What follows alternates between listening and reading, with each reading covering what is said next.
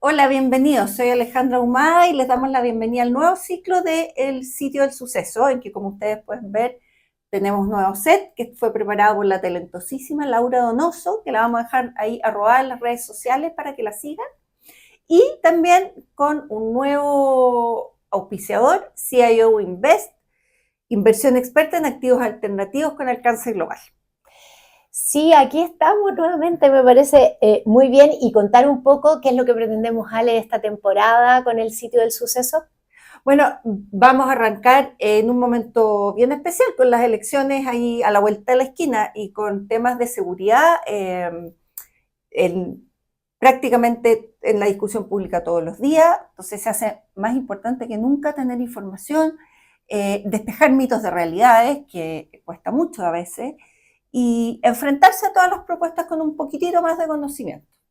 Así es, y contarles también que este año, en esta temporada, pretendemos tener productos también que van complementando la información que damos acá en los capítulos del Sitio del Suceso, con nuestros tradicionales recomendados, que sabemos que mucha gente le gustan, y junto con recomendar libros, series, películas, lo que hacemos siempre, vamos a tener entrevistas, especialmente con escritores y periodistas o autores que han tomado el tema de la delincuencia en cualquiera, digamos, de sus dimensiones, ya sea desde el crimen organizado, desde los homicidios, etcétera, para ir conociendo un poco más en profundidad esos libros o esas series o esos productos que vamos recomendando en todos los capítulos. Sí, esto está muy bueno, y también queremos tener entrevistados de primera línea y que están ahí en la contingencia permanentemente para que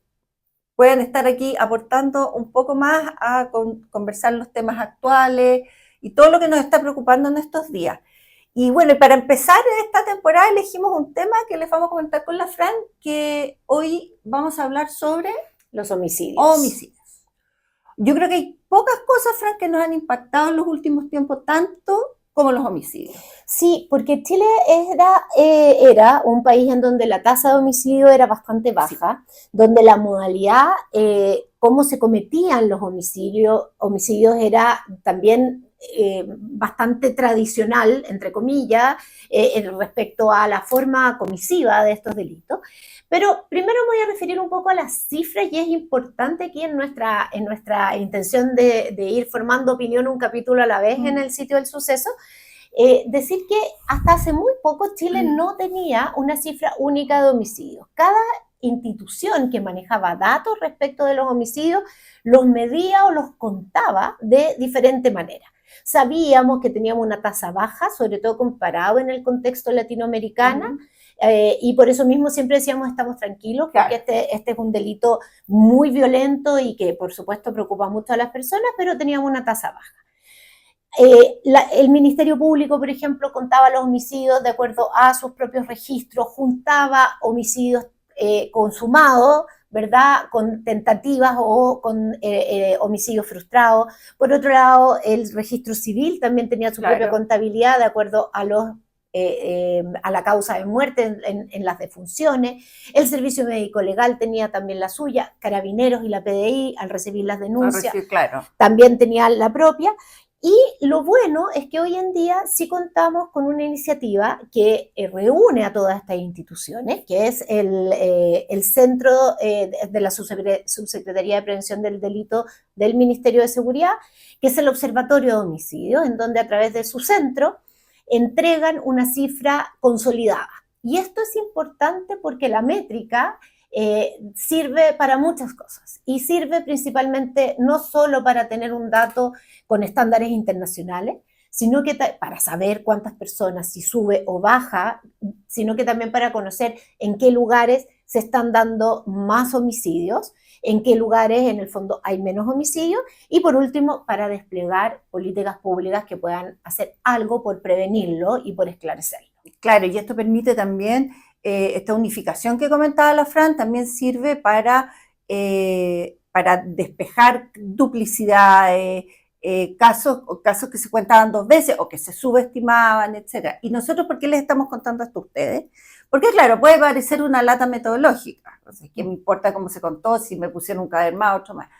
Porque a partir de que se crea el observatorio, uno puede comparar las cifras de un año versus el año siguiente, uno sabe que se está midiendo lo mismo. O sea, comparamos peras con peras, manzanas con manzanas. Si a usted le dicen, por ejemplo, nosotros el 2010 teníamos esta cifra de homicidio y ha subido tanto porque el 2023 teníamos otra, sepa que le están necesitando fuentes distintas. Entonces, que son cifras que no necesariamente son comparables. Y es un poco más complejo que eso. Por eso nos tomamos este minuto para explicar el tema de las cifras. Exactamente, cómo se mide. Y también porque de alguna manera permite hacer un zoom para entender que en ciertos lugares el homicidio ha crecido mucho más que en otros. Las zonas urbanas siempre han sido un problema en el homicidio, siempre han tenido más problemas de homicidio que las zonas rurales, pero hoy en día también en las zonas limítrofes, ¿verdad? Claro. Siendo la región de Tarapacá y la región de Arica la que más preocupan por la alta tasa. Claro, y que antes tenían cifras de homicidio absolutamente marginales. Exactamente. ¿Vale? Entonces, aclarado este punto metodológico, si quieren ustedes, que a nosotros nos interesaba explicitar, hablemos de cómo ha cambiado el homicidio en Chile. El homicidio en Chile antes, y hay un viejo estudio de Fundación Paz Ciudadana que se llama Caracterización del homicidio en Chile, por allá, por el inicio de los 2000, que hablaba del homicidio se daba en contextos familiares o de amistades, en contextos de riña o pelea, y generalmente con mucho consumo de alcohol, ¿ya? Pues, es decir, la riña y la pelea se producía, se tornaba violenta entre personas que estaban festejando, carreteando juntas, digamos, y generalmente era con uso de arma blanca, ¿ya? Era con la cortapluma, el cuchillo, también etcétera, pesaba mucho la violencia intrafamiliar, no sé si lo dijiste. Sí. No lo dije, pero empieza a ser un tema en la violencia intrafamiliar, yo te diría que por ahí a mediados, desde el 2005, por ahí en adelante, en donde ya incluso se pasa a tipificar el delito de femicidio, aparte del parricidio, que era como en el fondo se tipificaba antes. Entonces, esas eran las características en torno a la forma como se cometía el delito de homicidio. Respecto de las víctimas, generalmente eran hombres, en su gran mayoría, hombres jóvenes, y hoy en día esto ha cambiado. Y aquí, interesante mirar el fenómeno que ha pasado con los homicidios de niños. Sí, eso es súper importante, porque si bien es cierto, se mantienen fundamentalmente los homicidios entre hombres jóvenes, sí ha ido aumentando preocupantemente ciertas víctimas vulnerables, mujeres, niños, niñas y adolescentes. Y es súper interesante que todos los años, o los últimos años al menos, la Defensoría de la Niñez ha venido, junto a otras instituciones, por cierto, ha venido publicando cifras preocupantes de aumento de homicidios de niños en contextos de violencia intrafamiliar creciendo mucho y con armas de fuego, con exposición a armas de fuego. ¿Y por qué lo comentamos ahora? Y vamos a hacer una nota súper breve, porque este es un tema que da para un capítulo completo y de hecho lo vamos a hablar esto con especialistas. Porque a nosotros nos llama profundamente la atención cómo salen estas cifras de homicidios de niños y provocan un cierto revuelo un día o dos, y de ahí nos olvidamos de los homicidios de niños. Sí, eso lo hemos conversado y por eso mismo queremos, de hecho hay instituciones como Fundación Amparo y Justicia, a quien pretendemos invitar, así que aprovechamos de invitarla desde ya a la Fundación. De comprometerlos ahora, aquí y ahora. Que han ahora cambiado en el fondo sus objetivos para estudiar cómo se investiga el delito de homicidio de niños y niñas.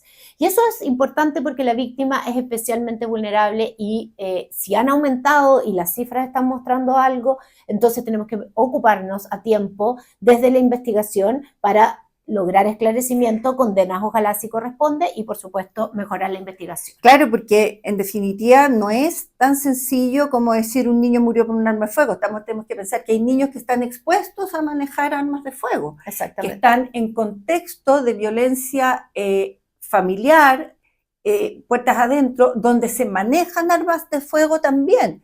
Entonces, y eso determina un montón de otros conflictos sociales. Sabemos, por ejemplo, que los delitos que cometen niños y adolescentes está íntimamente relacionado con la violencia que padecen en sus entornos cercanos. Exactamente. Entonces, es un fenómeno al que normalmente se presta tanta atención, pero pasa como de colado a veces. A veces pasa como colado. Entonces, en resumen, respecto a qué características y también explicando por qué a nosotros como sociedad nos preocupa más el delito de homicidio, ha ido cambiando en cuanto a sus víctimas, en cuanto a la forma en que se cometen y también en cuanto a al esclarecimiento, porque hoy en día ha aumentado la cantidad de imputados desconocidos que en el fondo, que en relación a etapas, o sea, a tiempos anteriores. Claro, porque como tú decías antes, como estos eran riñas en lugares cerrados, estaban asociados a peleas familiares, era muy difícil que se cometiera un homicidio sin que el imputado fuera conocido. Eso, digamos, existía, por cierto, pero estaba en los márgenes. En cambio, hoy en día no es así y la cifra de imputados desconocidos, y esto se ve en las noticias mucho cuando dice que se encontró una persona muerta a la orilla de un camino o adentro de un auto. Entonces, al tener menos datos, el sistema de persecución e investigación es menos eficiente y por lo tanto quedan una mayor cantidad de homicidios por esclarecer. Y eso también provoca preocupación. Y también, por qué no decirlo, el homicidio cada día se relaciona más con modalidades de criminalidad organizada, de ajustes de cuenta. Muchas veces los expertos dicen que el homicidio se da entre personas extranjeras, que no es en realidad algún problema entre chilenos o chilenas. Okay. Y hay algo de verdad en eso, hay muchos datos de víctimas y victimarios extranjeros, pero sigue siendo un problema en el fondo que nos preocupa. Claro, eso también tiene un punto, una incidencia en la identificación de las personas. Muchas veces son personas que no están, digamos, en un contexto migratorio regular, entonces también hay una dificultad adicional ahí en la identificación de quienes participan. Y ahí, Ale, ¿qué se ha hecho? En el fondo también valdría la pena como ver, las instituciones han reaccionado, aparte de esto que vimos del homicidio, el observatorio, y que ya avanzamos como país a tener una cifra más unificada. ¿Qué ha hecho las instituciones como la Fiscalía para poder enfrentar este tema? Mira, cuestiones que se han ido implementando, que la ECO, que es una unidad especializada de investigación de homicidios de la Fiscalía. Equipos de crimen organizado y homicidios. Que tiene un equipo especialmente dedicado con causas preferentes, etcétera. No sé, a lo mejor tú tienes más detalles es un equipo que sigue una línea implementada ya, es una línea de trabajo que ya había sido bien profundizada por la Fiscalía a través del análisis criminal, que es en el fondo abordar los fenómenos delictivos como tales, como fenómenos y no caso a caso, que era una forma de trabajo que existía, y hoy en día tiene dos principales componentes las fiscalías ECO. Uno, primero la existencia de equipos multidisciplinarios, es decir, hay fiscales, hay profesionales de las ciencias sociales y la concurrencia inmediata a los sitios del suceso. Y eso es muy importante para una de las consecuencias, para poder tener consecuencias que uno espera respecto de la comisión de estos delitos, es decir, más esclarecimiento, porque el sitio del suceso, a raíz de nuestro nombre, es el lugar en donde el delito se comete, ¿verdad? Donde queda la persona que fallece, donde están los testigos, donde pueden haber muestras balísticas, muestras biológicas. Y por supuesto, si un equipo especializado de la Fiscalía y de los policías llega antes a ese lugar, sin lugar a duda, en el fondo va a tener más información y mayores posibilidades de éxito en la investigación. También hemos visto, incluso a propósito de lo que ya comentábamos, del Observatorio de Homicidio, una mejora en la colaboración interinstitucional y una mejora en el manejo de las cifras, que claro, que parece no ser de pronto para el público algo que incida mucho, pero claro que lo es, porque permite tener información para hacer inteligencia, permite tener información para entender los fenómenos del cómo se está desplazando o moviendo o cambiando el fenómeno del homicidio. Es un muy buen avance.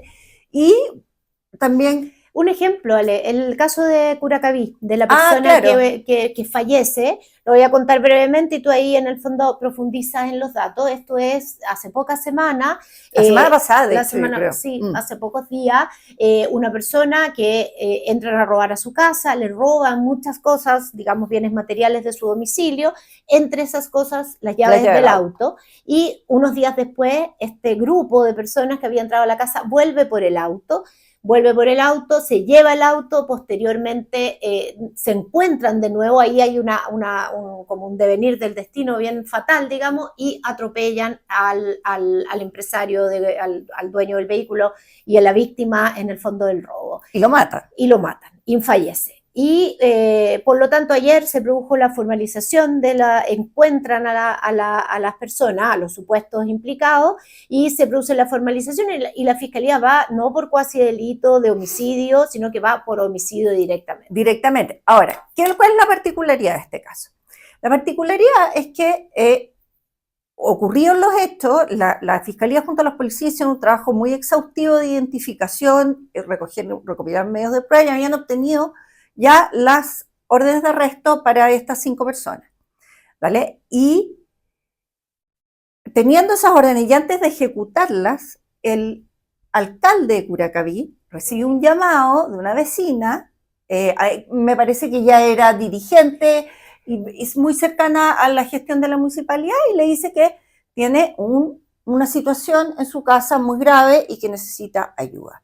Y el alcalde va personalmente junto a su director de seguridad municipal a ver qué sucede, y lo que sucedía era que el hijo de la vecina, de la dirigente, o una amiga de la dirigente, algo así. Claro, tenía en su casa a uno de los autores que tenía una orden de arresto. Y el alcalde lo acompaña a conversar con la familia y lo acompaña a entregarse. Ahora, esto generó un revuelo bastante grande y una fricción con la fiscalía y las policías, porque acá es donde se ve, por ejemplo, la necesidad de hacer una coordinación institucional muy cercana y muy de nivel local.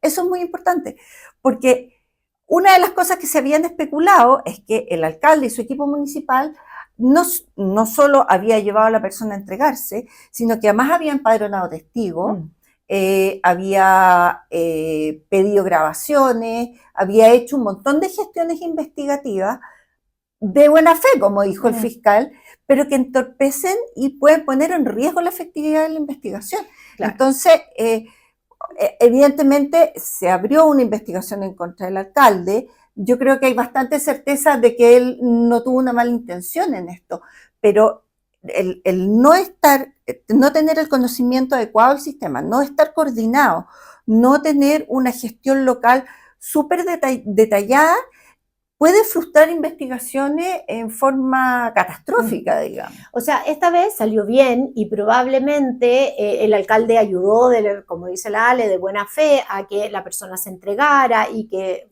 digamos, colaborara con la justicia. Pero es muy importante porque a nivel local puede pasar muchas veces que los alcaldes o sus dirigentes o sus funcionarios de un municipio obtengan información directa. Los vigilantes de seguridad municipal, ahí hay un tema súper grande que también vamos a tratar en otro capítulo. Exactamente. Entonces, bueno, raya para la suma, como se diría, salió bastante bien. El fiscal fue claro y enfático en decir que la investigación estaba a cargo de ello, y yo creo que en otro caso nada hubiese, o sea, si esto pasara de nuevo, probablemente la vecina volvería a recurrir al alcalde, porque es la autoridad más cercana que uno tiene en la comuna y en quien confía. Solo es ahí, tienen que estar muy claros los protocolos y las coordinaciones de manera... Y un contacto muy directo y muy expedito, de manera que el alcalde, porque además, dicho sea de paso, por seguridad de él. Bueno, también. Y de su equipo. O sea, convengamos en que fue a entregar a una persona en la que en realidad se podría haber topado con cualquier cosa ahí, exponiéndose él y el personal municipal. Entonces, la comunicación expedita y rápida con los equipos de la fiscalía, con la policía, para enfrentarse a estas situaciones con un cierto protocolo o con ciertas garantías mínimas. Exactamente, eso era lo que yo quería enfatizar en el fondo. Todos tenemos que saber cómo se reacciona cuando nos pasan estas cosas y estamos en una situación en que o recibimos información o en el fondo en razón de nuestras funciones llegamos a estar ahí en una situación como la que estuvo el alcalde, que sin lugar a dudas haber sido en el fondo de buena fe y de buena voluntad. Así que ahí está. Casos como el empresario de Curacaví, tenemos varios, podríamos contar varios casos. Hay varios. Y ahí contarles que prontamente vamos a entrevistar a Jimena Rivas, quien es autora de un libro en estos recomendados que les comentábamos, un libro sobre 4 homicidios que convulsionaron en el fondo a la sociedad chilena. Y porque el homicidio tiene muchas caras, digamos. Existe aquellos homicidios, como ya lo decíamos, en el fondo en contexto de crimen organizado, en contexto de un robo, en contexto familiar, etcétera, y yo creo que todos ellos merecen la atención. Así que Así es. Eso, esperamos haber cumplido en el fondo con la misión de contarles un poco, de que tengan ciertos así banderas a mirar para entender las cifras, para evolucionarlo. Y probablemente aspectos de este tema también van a salir en otros capítulos. Entonces, es bueno empezar así como con un puntapié inicial. Oye, yo quiero hacer ahora el recomendado tradicional, que en este caso a mí me encanta hacerlo, porque este recomendado sí que me gusta por razones especiales. Junto con este capítulo se va a subir a nuestra cuenta de Spotify y YouTube un capítulo de un podcast que hicieron un grupo de alumnos de un curso que imparte la Fran en la Universidad Diego Portales, y que hicieron un trabajo fantástico haciendo un podcast sobre el caso de las niñas de alto hospicio, y que realmente, bueno, subir su capítulo con nosotros era el premio al equipo ganador, y bueno, está muy bueno, realmente hicieron un esfuerzo fantástico, y yo los invito a escucharlo porque está realmente extraordinario. Sí, ahí mis felicitaciones al grupo, los vamos a robar a cada uno de ellos para que puedan distribuirlo.